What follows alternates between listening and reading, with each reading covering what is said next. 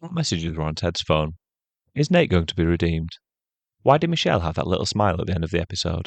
We'll be considering these questions and more in this video. Welcome to Square Eyes, a channel where we recap, review and take a sideways look at your favourite TV shows. In this video we'll be looking at episode 4 of season 3 of Ted Lasso, called Big Week. Let's jump straight in. We start the episode with Roy Kent waking Jamie Tatt up at 4 AM for an extra early training session. Jamie had agreed to this in the last episode, but hadn't taken the time seriously. I don't know why I thought Roy would joke about that kind of thing though. The idea is that getting up so early means they can get an extra training session into the day. Then we see Nate has got up early too, and he's agonising over tactical details using his Subbuteo set while wearing his West Ham replica kit. Then he glances over to his calendar and we see that he's put many red rings around the upcoming game against Richmond. Not just telling us about the match, but also showing us how much it means to Nate too. Then there's a funny moment where Nate accidentally knocks Ted's Subbuteo figure onto the floor, lets out a sarcastic whoops, but then immediately looks guilty, picks him up and carefully puts him back down on the pitch. It's like we're being shown that Nate, despite his obvious flaws, does really care about Ted when it comes down to it. There are no doubts about how Ted feels about Nate because he's still got the picture Nate gave him on display in his apartment, which we see in the next scene as Ted wakes up with Sassy. It's a pretty brutal scene as Ted suggests they progress from their casual relationship and actually go on a date, but Sassy tells him that he's too much of a mess. While I'd have thought this was pretty obvious to Ted, he's clearly surprised and hurt by what Sassy says to him. At Keeley's PR company, we find out that Jack Danvers, the head of the investment company that funded Keeley's new business, is going to come to the West Ham game. Barbara is up to her usual tricks, making Keeley look small and patronising her, but also being smarmy and overly nice to Rebecca at the same time.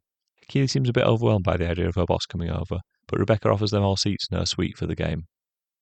Nate and Roy are worried about the tactics for the game against West Ham. They're overthinking it because it's their first game against Nate. Their first choice plan is scuppered when Higgins points out that Zava isn't likely to adopt a tactic that involves him sacrificing individual glory for the benefit of the team. Ted then arrives and suggests it may be better just to keep things simple rather than trying to complicate things too much, which I think is a good example of how he's a good coach despite not knowing much about football itself.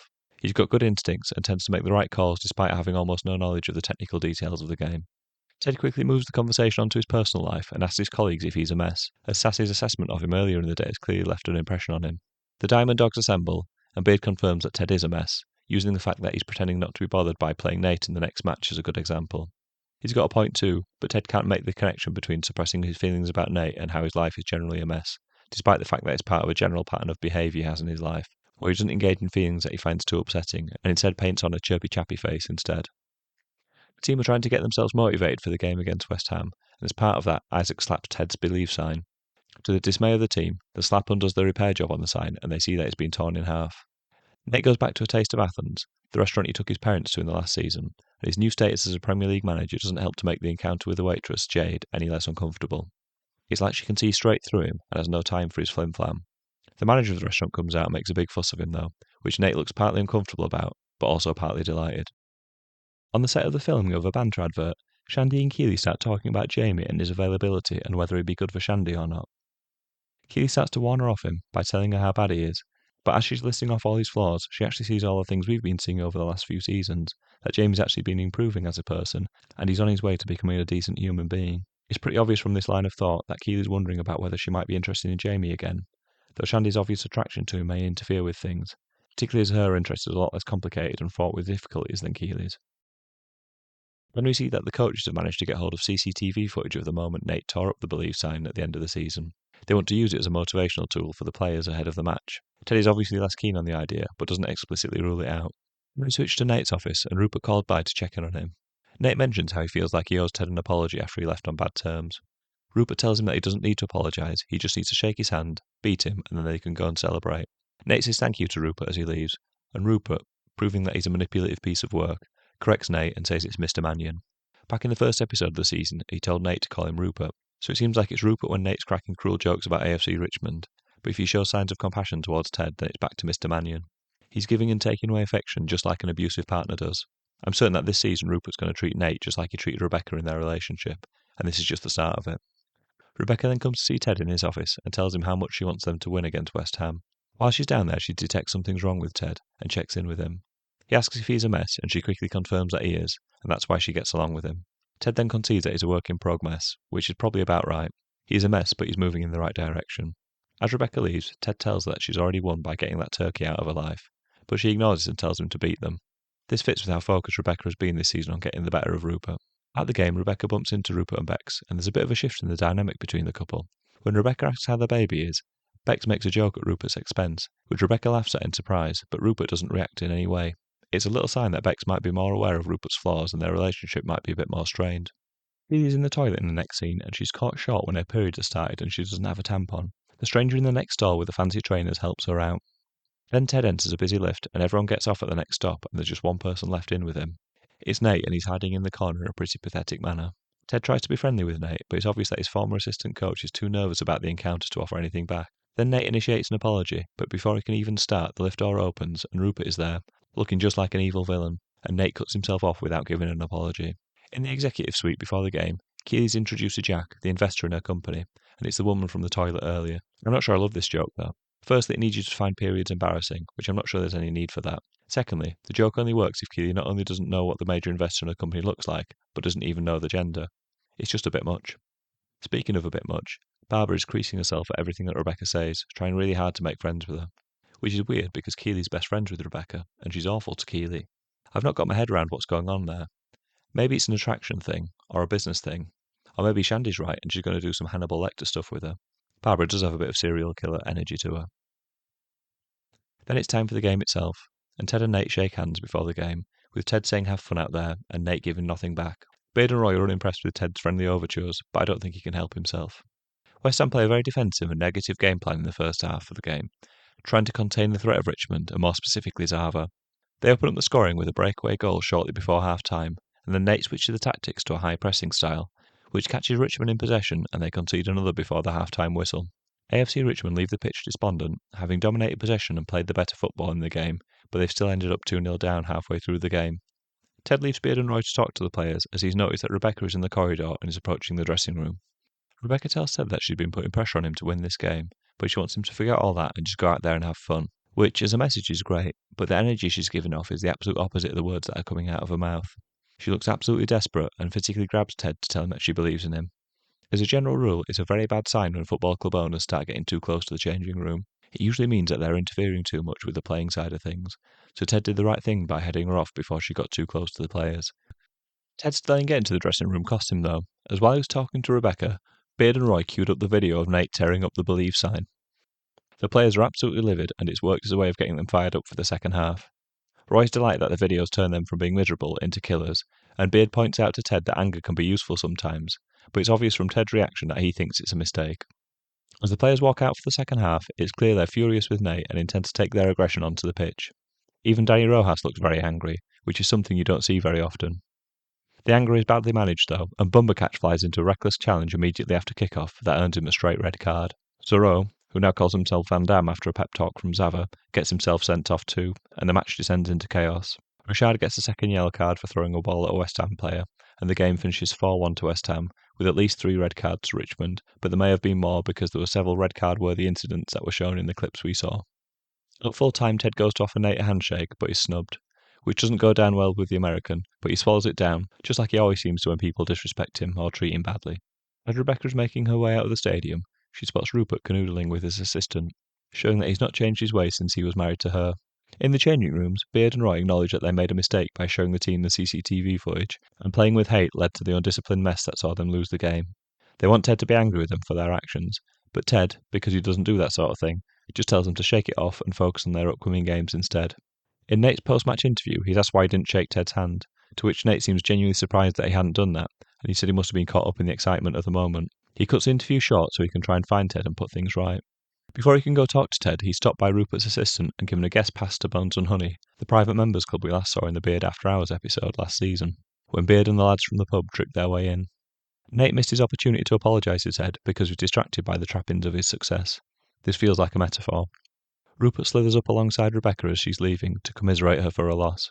When he kisses her goodbye, she warns him to knock his affair on the head because Bex and his daughter deserve better.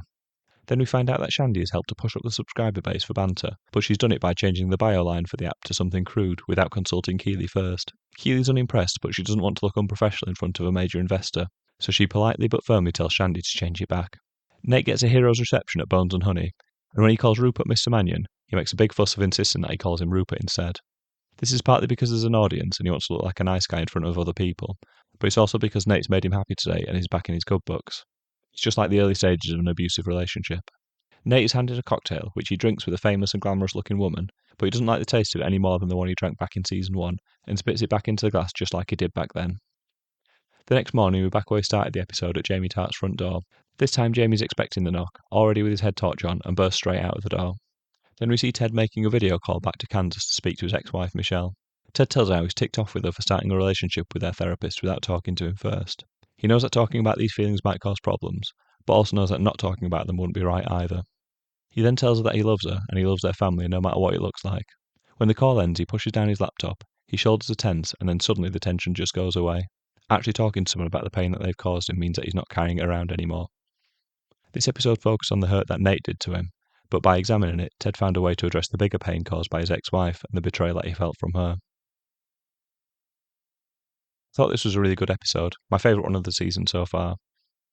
It felt like this episode will hopefully provide a counterpoint for West Ham and Richmond meeting later in the season, and there'll be the opportunity to put some of the things that went wrong in this match right. But even with things going wrong both on and off the field, I still really enjoyed watching it. The theme for the match and the episode was what do you do with anger? Do you bottle it up inside you and pretend it's not there like Ted? Or do you try and use it like raw fuel like the team did in the second half and let it consume you? Neither strategy seems healthy. In Ted's case, it seems like he's getting more and more tightly wound the more he pushes their anger down. But when the team was shown the footage of Nate destroying the team's beloved believe sign, they couldn't contain their anger and it spilled over onto the pitch. Anger can be too potent an emotion. So when Beard and Roy encouraged the players to let this out on the pitch, they didn't encourage any kind of discipline to be used alongside it, which led to the flurry of red cards and fouls being conceded. Defeat was inevitable from that point onwards, really. It has to be said, though, that Beard and Roy are only assistants, and Ted is in charge of the team and should have led that half-time team talk. He was distracted by Rebecca's appearance in the corridor, but could have still done something to calm things down in the changing room, but instead let the momentum of the moment take over. Rebecca was in a strange place during this episode. I think her desire to get the better of Rupert had completely taken over everything else in her mind. Her interaction with Ted at half-time looked like she was close to losing it, and I think she probably took the defeat harder than anyone. Not to mention that she had to see Rupert repeating his pattern of infidelity again with Bex. Now he has a daughter too, which means the incident also echoes Rebecca's experience of catching her father cheating on her mother. Up until now, Bex has been completely in sync with Rupert, ever since she ditched Jamie for him at the ball in season 1. This episode saw her make demeaning comments about him, and she actually came across as a nicer person. I suspect she's going to be shown in a more favourable light because she's now basically in the same position Rebecca was a few years ago, so maybe Rebecca might even help her out a little bit. Ted describing himself as a work in progress summed him up quite nicely. I think Sassy probably did him a favour by knocking him back on his request for a proper date. He's still all over the place with his divorce, so isn't emotionally prepared for anything beyond a casual relationship. However, the rom-coms I mentioned from 2011 about friends that have sexual relationships all end up as couples in the end, so maybe that's a bit of foreshadowing there. Ted ending up with Sassy isn't something you see a lot of people clamouring for online. It's mostly Rebecca they want to see him couple up with, but maybe Sassy would be a better match. I felt quite sorry for Keeley in this episode. She just seems to be struggling to keep her head above water at times this season. I hope that having Shandy alongside her could mean that she had someone on her wavelength to give her support, but actually she's given her more headaches now, and caused her embarrassment in front of the venture capitalists that invests in her business. Add to that Barbara, who seems to have her own agenda, that's not helpful to Keeley either, and she's not got people around her that are building her up at all.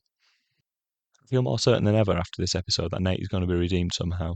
He knows he treated Ted and the team badly and wants to apologise for what he did. The handshake snub was another moment where he did the wrong thing, but then wanted to make it right, but then the circumstances got the better of him. He's still doing the wrong things, but we saw his intentions aren't nasty or evil. He's just clumsy and a bit selfish at times. My feeling is that he's set up to have a hard fall at West Ham, because the love he's getting from Rupert is entirely conditional on things going well for him. The second things don't go to plan, that warmth that he's been receiving will turn ice cold, and then he'll be forced to consider what he's become. That will hopefully set him off down a path to become a better person. When I say that I think Nate's going to experience redemption, I'm not sure I think it's possible for him to become a coach at Richmond again. I think too much has been said and done for that to happen now, but I just hope that by the end of the season he expresses regret for the things he's done and takes action to put things right. The final thing I wanted to talk about in my review was Michelle's little smile at the end of the episode. I know she was most likely smiling because she was pleased that Ted was finally engaging with his negative emotions and expressing them rather than bottling them up inside, but I'm not sure a smile is the right reaction from her here, given how devastated Ted has been by her actions. I think she should feel humbled and maybe a little ashamed, as it was pretty unpleasant that she didn't tell Ted about her new relationship, and he had to find out first from his son, and then from his ex-therapist picking up the home landline. Michelle is presented as a sympathetic character, and Ted clearly has a lot of affection for her, but from what I've seen of her in this series, I'm not sure she's all that nice of a person. In a way, I think Ted's better off without her. My favourite line in this episode came from Beard when he said, "We have a saying in Codependence Anonymous, Jane makes me go with her." Pain is like carbon monoxide. Expressing it to the person who hurt you is like opening a vent, but holding it in will poison you. I really like this line because it sums up the theme of this episode about what to do with the pain that you're carrying around inside you. Ted's dealing with both the pain he's feeling about Nate's betrayal, but also the pain of his ex-wife starting a relationship with their therapist too. Plus the line about Jane making Beard go to Codependence Anonymous is great too. It's like a 2-for-1, as it's getting to the heart of the story, but also delivering a funny joke at the same time. There were some good callbacks in this episode. I've covered a few already in the recap, but there was also a scene in Ted's office where Rebecca says Oklahoma, which is a callback to Season 1, where Ted and Rebecca used this as a code word to make the other tell them the truth. This was a technique that Ted borrowed from his relationship therapist, which we now know is Jake, who is now seeing Michelle. When Keeley says she's going to reapply a lip liner, it's a callback to a conversation between her and Rebecca, when she asked about the best way to say you're going to have a poo, and that was Rebecca's suggestion, because men don't know what that means, and women understand it requires time and focus. The book Beard is reading in this episode is The Beckham Experiment by Grant Wall, which covers the period when David Beckham left Real Madrid to join the MLS and play for LA Galaxy, and the impact he had on US soccer. The episode was dedicated to the author of the book, Grant Wall, who tragically died in the press box of the quarter-finals of the 2022 World Cup of a ruptured aortic aneurysm. He was a well-known American football journalist, as well as a respected author. In this episode, we saw Roy wake Jamie up for a 4 a.m. training session, and then make him work out till he puked. These kind of ideas used to be popular as ways of working harder to squeeze every last bit of performance out of your body. But sports science has moved on a bit now, and I'm not sure it would be of benefit to an elite athlete to train this way. For starters, it's widely acknowledged that we all need a good night's sleep, so unless Jamie was going to bed very early, I'm not sure he's getting the rest he needs for his muscles to repair.